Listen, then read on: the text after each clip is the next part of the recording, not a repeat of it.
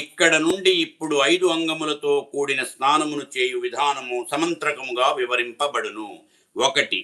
గంగాధ్యాన పురస్పరం గంగాం ప్రవిశ్య అనగా క్రింద పేర్కొనబడిన గంగాధ్యాన శ్లోకములను నమస్కార ముద్రతో పఠిస్తూ గంగాజలమునందు ప్రవేశింపవలయును. గంగాధ్యాన పురస్సరం గంగాం ప్రవిశ్య అనగా క్రింద పేర్కొనబడిన గంగాధ్యాన శ్లోకములను నమస్కార ముద్రతో పఠిస్తూ గంగాజలమునందు ప్రవేశింపవలయును.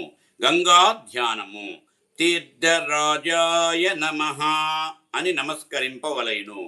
త్వం రాజా సర్వతీర్థానాం త్వమేవ జగతః పితా యాచతో దేహి మే తీర్థం సర్వపాపైః ప్రముచ్యతే.